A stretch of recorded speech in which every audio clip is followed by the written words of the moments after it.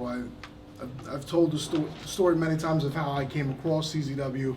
I was living in South Jersey at the time, Winslow, and I was coming upstairs at home, and I walked by my little brother's room, and he had wrestling on the TV, but I knew it wasn't WWE. So I trickled back, and I'm like, hey, what was that? And it was on the old WGTW channel 48 or 18, wherever you lived at, was the channel. And he was like, it's CZW, Combat Zone Wrestling. And I knew, and the match on the TV was Tajiri, who I knew of from ECW, and Justice Payne. And once I saw that, I'm like, oh, I got to inquire about this, CZW Combat Zone Wrestling. Last night I was working. I was at my job, and I was thinking like what a normal night it is compared to how crazy the next night was going to be. I was a big fan of CZW and everything like that, and my first live Cage of Death was Cage of Death 9, and it was Team NBA versus Team CZW.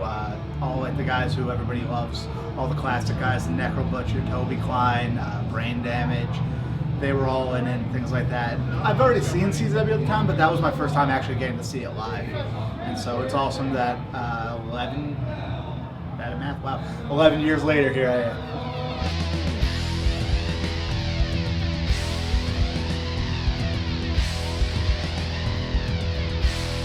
The first Cage of Death I was ever at was Rory Mondo, Drew Blood, Ron Mathis, Tremont.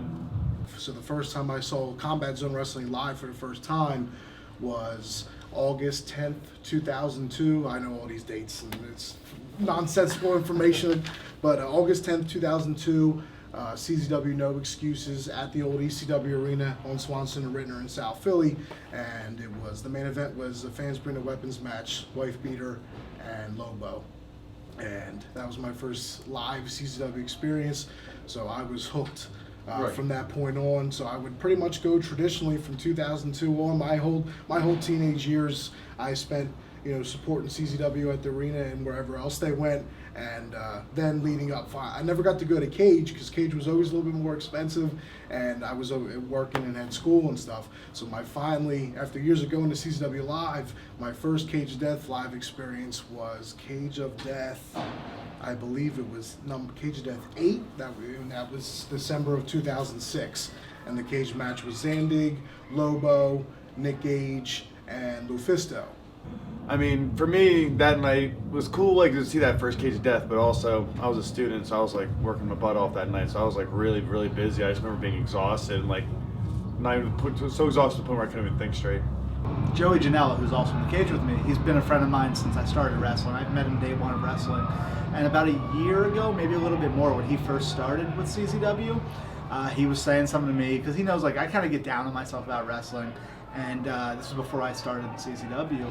He's like, pretty soon you'll be main eventing CZW shows. And I was like, holy shit, like, I want to be on them, but I don't think I'll ever be like a main event kind of thing. And here we are, and it's me and Joey in the main event. So it's very special to me today. It's crazy.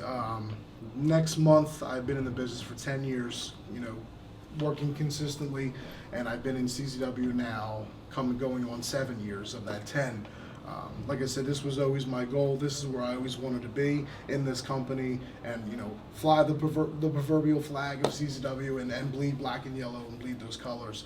So being a fan for all those years, now being a mainstay in the company, like I said, World Heavyweight Champion, Tournament of Deaths, and now this is my 6th Cage of Death overall and fourth time in the Cage of Death match itself.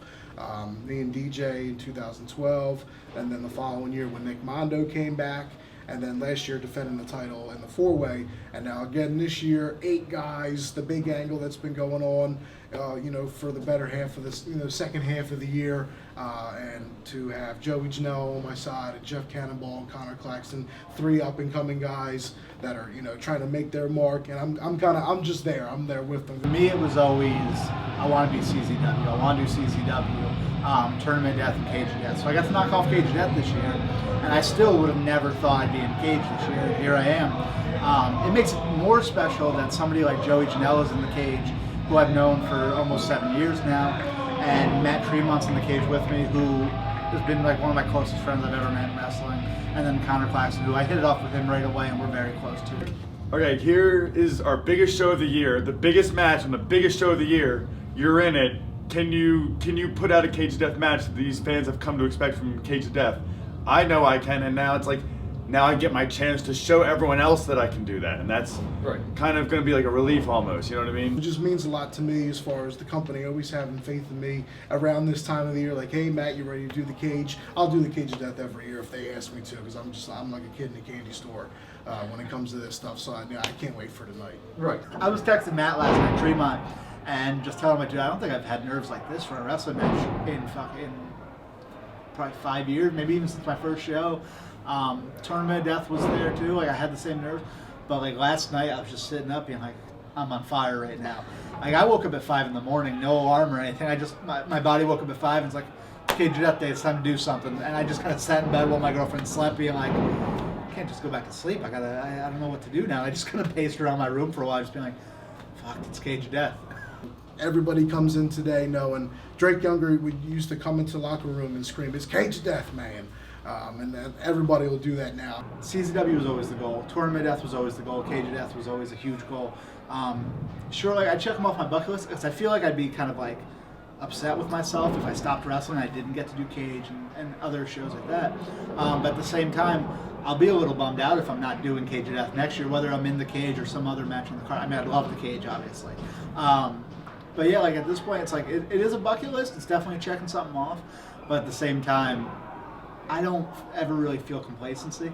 So I want to do it next year, and I want to do it the year after that. I want to be a staple of Cage of Death, just like when people looked at the early Cage of Death and it was like, oh, that's Drake Younger, he's going to be in the Cage, or that's Matt Tremont, he's going to be in it. And now I hope that it's, oh, that's Jeff Cannonball, he's going to be in the Cage.